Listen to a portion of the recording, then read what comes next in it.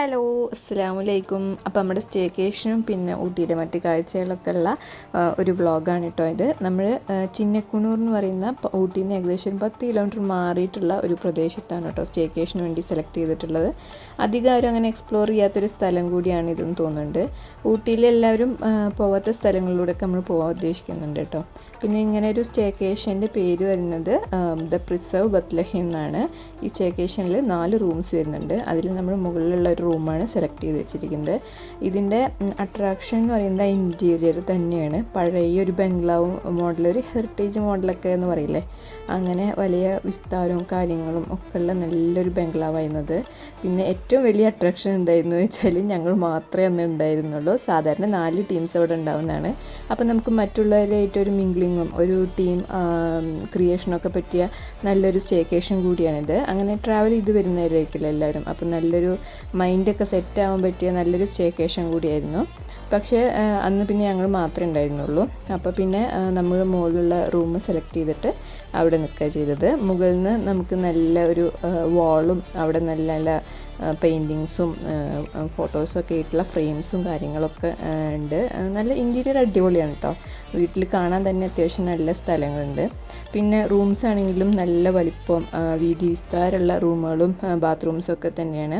അതിന്ന് പുറത്തേക്കുള്ള വ്യൂ ആണെങ്കിലും അടിപൊളിയാണ്. ചിന്നക്കുണൂർ എന്ന് പറയുന്ന ചെറിയൊരു ഗ്രാമത്തിൻ്റെ മനോഹരമായ കാഴ്ചകൾ തന്നെയാണ് ഇതിലുള്ളത്. പിന്നെ ഒരു പൂള് വരുന്നുണ്ട്. നമുക്ക് കിച്ചൺ സെപ്പറേറ്റ് ഉണ്ട്. നമുക്ക് എന്ത് വേണമെന്നുണ്ടെങ്കിൽ നമുക്ക് കുട്ടികളൊക്കെ ആയിട്ട് വരുന്നവരാണെങ്കിൽ അവർക്ക് വേണ്ട രീതിയിലേക്കുള്ള ഫുഡ് കാര്യങ്ങളൊക്കെ ഉണ്ടാക്കാൻ പറ്റിയ കിച്ചൺ ഉണ്ട്. അവിടെ ഷെഫും നമുക്ക് സെർവൻറ്റ് ഒക്കെ കാര്യങ്ങളൊക്കെ ഉണ്ട് കേട്ടോ. നമുക്ക് എന്താ വേണ്ടതെന്ന് പറയുകയാണെങ്കിൽ അങ്ങനെ ഉണ്ടാക്കിത്തരും. അല്ല നമുക്ക് തന്നെ കുക്ക് ചെയ്ത് നമുക്ക് തന്നെ കഴിക്കണം, അങ്ങനെ ഒരു ചെറിയ ഫാമിലി ഗെറ്റ് ടുഗദർ, ഒരു മീറ്റിംഗ് അങ്ങനെ എന്തെങ്കിലുമൊക്കെ ഉദ്ദേശിച്ചിട്ടാണ് വരുന്നതെന്നുണ്ടെങ്കിൽ അതിനും പറ്റിയൊരു നല്ല അടിപൊളി സ്ഥലം തന്നെയാണ് കേട്ടോ ഇത്. പിന്നെ ഒരു പൂളുണ്ടായിരുന്നു.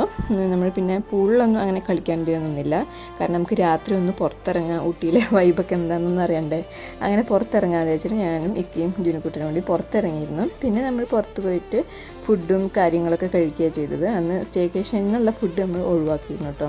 നമുക്ക് ബ്രേക്ക്ഫാസ്റ്റ് ഇതിൽ പറഞ്ഞ പോലെ നമ്മുടെ സ്റ്റേക്കേഷനിൽ നിൽക്കുന്ന പൈസയ്ക്ക് അതിൽ ഇൻക്ലൂഡഡ് ആണ്. പിന്നെ അവിടെ ഇങ്ങനെ പിയോനോ കാര്യങ്ങൾ എല്ലാം ഉണ്ടായിരുന്നു. അപ്പോൾ ജുനുക്കുട്ടിനൊക്കെ കയ്യിലിങ്ങനെ കളിച്ചുകൊണ്ടിരിക്കുന്നുണ്ടായിരുന്നു കേട്ടോ. അറിഞ്ഞിട്ടൊന്നല്ല, എന്നാലും അതിലിങ്ങനെ സൗണ്ട് ഉണ്ടാക്കി കളിച്ചുകൊണ്ടിരിക്കുന്നുണ്ടായിരുന്നു. പിന്നെ ഞങ്ങൾ പിറ്റേ ദിവസം രാവിലെ ഫുഡും കാര്യങ്ങളൊക്കെ കഴിഞ്ഞിട്ട് മെല്ലെ അവിടുന്ന് വെക്കേറ്റ് ചെയ്തു. പിന്നെ നമുക്ക് എവിടെയെങ്കിലും കാണാനും നിനക്ക് ഇറങ്ങാമല്ലോ എന്ന് വിചാരിച്ചിട്ടാണ്. ഇതിൽ എന്തെങ്കിലും ബുക്കിങ്ങോ കാര്യങ്ങളോ ഉണ്ടെങ്കിൽ ഞാൻ ഡിസ്ക്രിപ്ഷൻ ബോക്സിൽ നമ്പർ കൊടുക്കുന്നുണ്ട്. നിങ്ങൾ വിളിച്ച് ബുക്ക് ചെയ്താൽ മാത്രം മതി. ഇനി നമ്മൾ നാളെ പോകുന്ന കാഴ്ചകളും ഊട്ടിയിലെ സ്ഥലങ്ങളും എല്ലാതും നെക്സ്റ്റ് വ്ളോഗിൽ വരും. അൻടിൽ ദെൻ ബൈ. അസ്സലാമു അലൈക്കും.